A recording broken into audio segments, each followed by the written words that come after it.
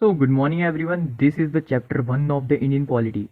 तो आज की वीडियो में हम जानेंगे कि making of the Indian constitution, जो हमारे देश का संविधान है वो कैसे बना, कैसे कॉन्स्टिट्यूशनल असेंबली बनी, कौन था वो पहला इंसान जिसने कॉन्स्टिट्यूशन असेंबली की बात की। तो चलो स्टार्ट करते हैं।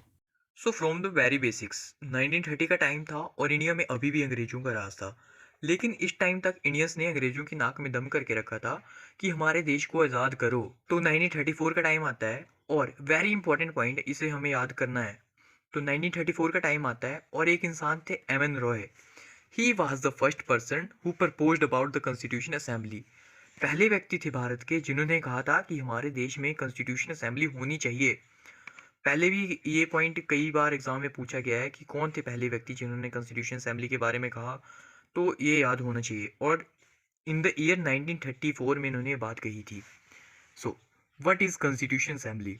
कॉन्स्टिट्यूशन असेंबली में ऐसे लोग थे जिनका काम था भारत के संविधान को बनाना। जैसे कि हम जानते हैं कि हमारा जो कॉन्स्टिट्यूशन है वो एक रिटन कॉन्स्टिट्यूशन है और दुनिया का सबसे बड़ा रिटन कॉन्स्टिट्यूशन है।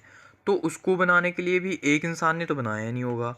तो बड़े सारे डिफरेंट लोग थे जिन्होंने कॉन्स्टिट्यूशन को बनाया था।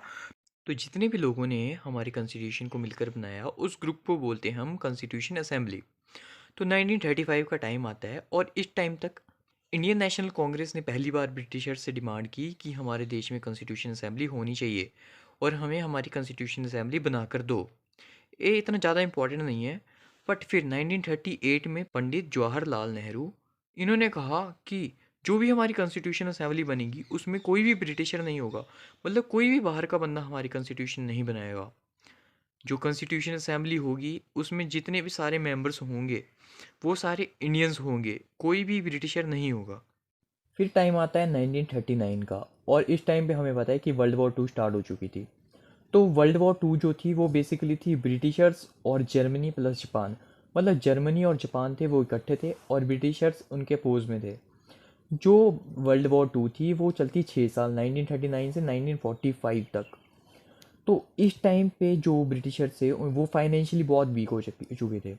जैसे हमें बताया कि कोई भी कंट्री, कोई किसी देश की किसी दूसरे देश के साथ लड़ाई होती है तो दोनों कंट्री चाहे वो जीते हारे, दोनों फाइनेंशियली वीक हो जाती है, पैसे की कमी आ जाती है, मतलब क्राइसिस चल पड़ते हैं वहाँ पे।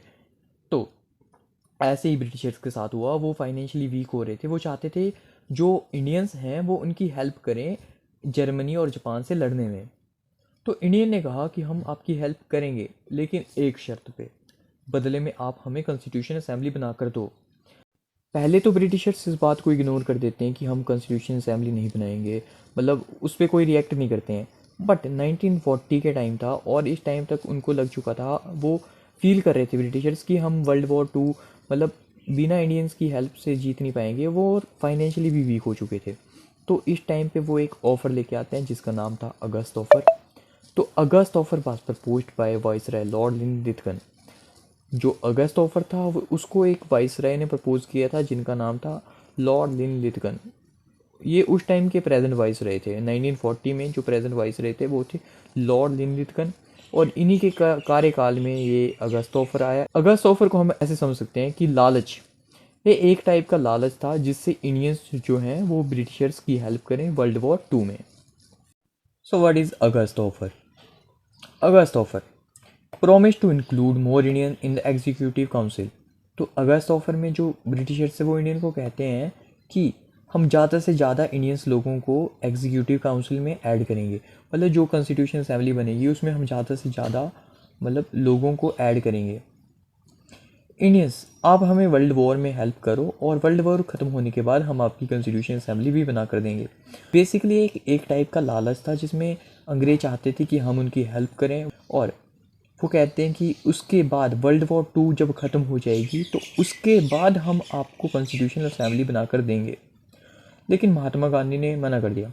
महात्मा गांधी ने बोला कि हमें थोड़ी पता है कि वर्ल्ड वॉर 2 कब ख़त्म होगी, क्या पता उसे 5 साल लगे, 6 साल लगे, 10 साल लगे, हमें क्या पता। तो हमारी कॉन्स्टिट्यूशन असेंबली अभी बना कर दो। तो अगस्त ऑफ़र आता है, वो फेल हो जाता है। फिर उसके बाद आता है क्रिप्स मिशन। डोमिनियन स्टेटस हम बाद में समझते हैं, पहले हम देखते हैं कि क्रिप्स मिशन क्या था। 1940 में हमारा अगस्त ऑफ़र आता है, ये याद रखना। 1940 में, मैंने पहले बताया शायद, हाँ 1940 में अगस्त ऑफर आता है। इसके बाद आता है 1942 में क्रिप्स मिशन। 2 साल बाद, अगस्त ऑफर के 2 साल बाद आता है क्रिप्स मिशन। तो क्रिप्स मिशन था क्या? क्रिप्स मिशन में दो बातें कही गई, एक कॉन्स्टिट्यूशन असेंबली की और एक डोमिनियन स्टेटस की। तो this mission was headed by the senior minister Stafford Cripps. तो जैसे कि नाम से पता लग रहा है कि इसको हेड किया होगा, वो किया होगा स्टैफर्ड क्रिप्स ने। तो स्टैफर्ड क्रिप्स उनका नाम था, इन्होंने इस मिशन को हेड किया। तो बेसिकली ये भी अगस्त ऑफर की तरह एक ऑफ़र था जिसमें ब्रिटिशर चाहते थे कि हम उनकी वर्ल्ड वॉर 2 में हेल्प करें, उनकी लड़ने में हेल्प करें और उसके बाद वो कॉन्स्टिट्यूशन असेंबली बना कर देंगे। सेम ही है, बट इसमें एक और बात ऐड कर दी है डोमिनियन स्टेटस की। तो देखते हैं डोमिनियन स्टेटस होता क्या है। So now let's see what is the Dominion status. तो dominion status is a type of a status.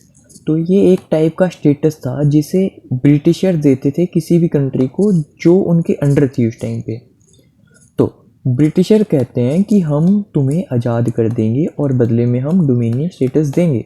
तो डोमिनियन स्टेटस मतलब कि कंट्री को वो आज़ाद तो कर देंगे, लेकिन कहीं ना कहीं जो हमारी कंट्री का जो मेन हेड होगा, जैसे प्राइम मिनिस्टर होता है, प्रेसिडेंट होता है, जो हेड होता है ऑफ द कंट्री, ऐसे तो head of the country president होता है, बट अगर हम डोमिनियन स्टेटस ले लेते तो हमारी जो कंट्री का वो हेड होता वो ब्रिटिशर ही रहता। चाहे बाकी उसमें छोटे ब्रिटिशर जो मिनिस्टर थे वो नहीं होते, बट जो मेन हेड था वो ब्रिटिशर ही रहना था।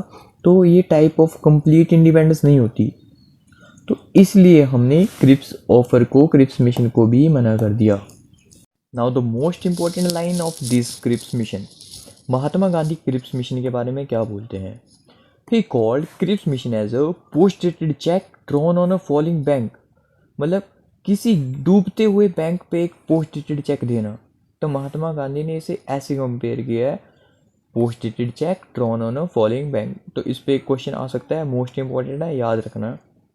तो इसके बाद होता है कि 42 में क्रिप्स मिशन आता है, ये भी फेल हो जाता है। And failure of the Cripps mission led to quit India movement. जैसे क्रिप्स मिशन फेल हो जाता है तो उसी के बाद क्विट इंडिया मूवमेंट, भारत छोड़ो आंदोलन स्टार्ट हो जाता है। तो उसके बाद 1945 में भी वर्ल्ड वॉर एंड हो चुकी थी। और इसके बाद हम कल देखेंगे अपना नेक्स्ट कि सेकेंड वर्ल्ड वॉर कैसे ख़त्म हुई, यूनाइटेड नेशन क्या था, और सबसे most important cabinet mission plan.